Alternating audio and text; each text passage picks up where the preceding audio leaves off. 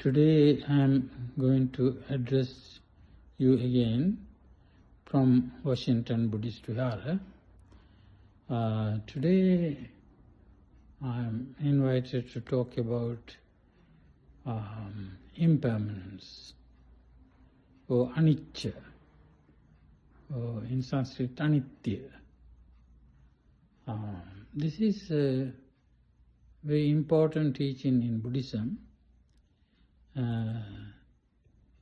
The Buddha said once, everything is impermanent, everything is subject to impermanent, every being, we all are subject to change, subject to decay, subject to death. So, and Buddha said it is very important to practice this as a meditation too, about impermanence. Why? If we want to get enlightened one day, if we want to get supreme bliss of nirvana one day, we have to reduce our attachments to people and things, properties and all that. That means reducing attachment is reducing tanha. When you get rid of tanha completely, tannakyo virago nirodho nibbānam, Pali. In Pali he said, the Buddha said, getting rid of trishna or attachment is nibbāna. No more attachment. That is nirvana, nothing else. So, once the Buddha said, now we think our body is, it is okay, it will stay as we want, but it doesn't. Why? Because it is also subject to anicca, impermanence. Once the Buddha said, O monks, the body you consider yours is not yours. The body, we say that it is my body. No, that is wrong. The body is not yours. If the body is yours, O monks, then it has to behave as you want. But it never behaves as you want. Can you make an order to the body, hey body, don't get influenza, don't get cold, don't go old, don't get wrinkles on your hands and face. Can we ask, can we order them, the body, to do that? No. If the body is yours, O monks, it will behave as you want. Again the Buddha said, if the body is yours, the body has to behave as you want.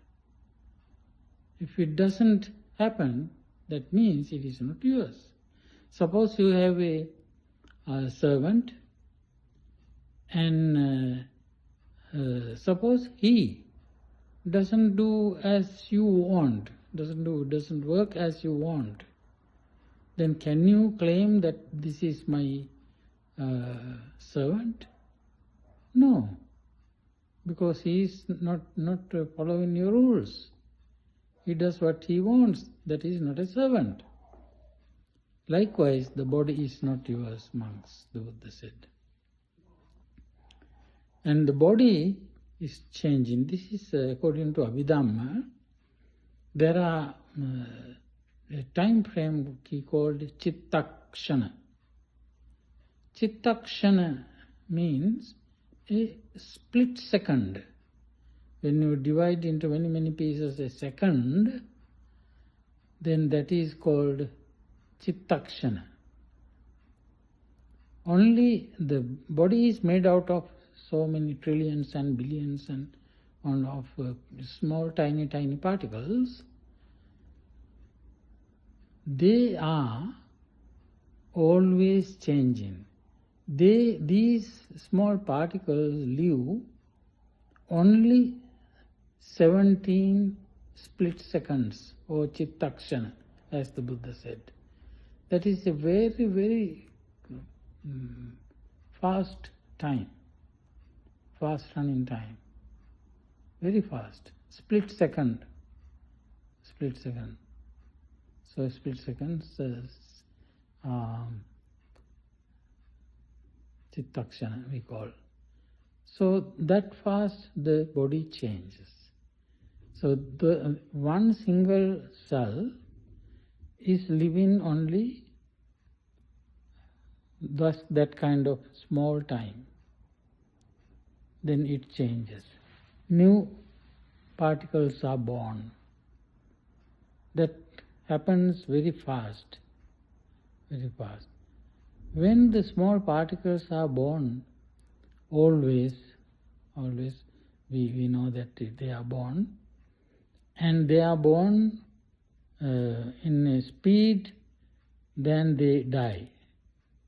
That means that child is growing. Okay? And there comes a time when both goes in balance. Same speed they are born, same speed they are dying. So it looks to stay as one. But then again, they are born slower and dying faster. Then we call that, oh, that man is dying, that man is getting old. So that is impermanence. So if we think, once the Buddha said, Achara Sanghata Mattam Piche Bhikkhave Bhikkhu Anicca Sanyam Bhaveti in Pali, the original language the Buddha used to teach his doctrine. He said, Achara Sanghata Mattam Piche Bhikkhave Bhikkhu Anicca Sanyam Bhaveti so amata sukham paribhunjaya. If a monk or anybody practices this meditation of impermanence, meditation on impermanence, he is like experiencing the taste of nirvana, the Buddha said.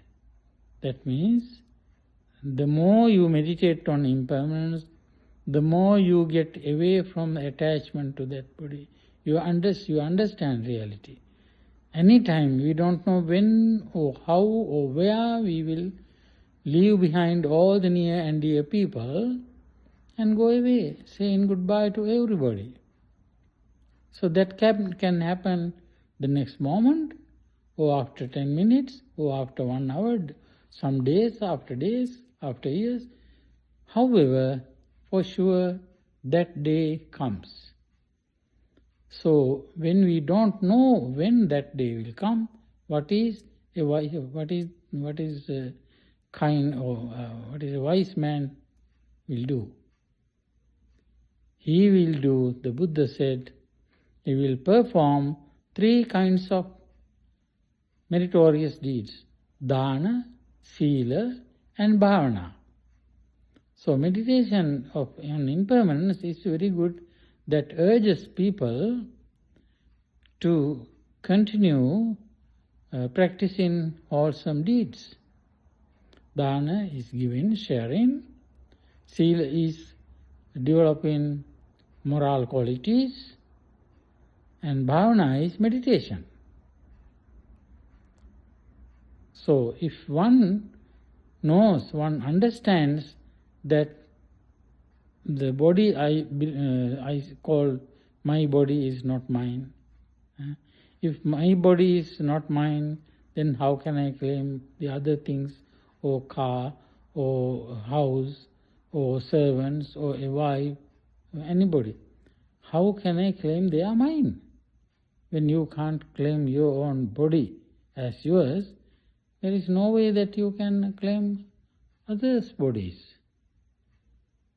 So the more you think like that, the more you get away from attachment, and that paves the way to nirvana.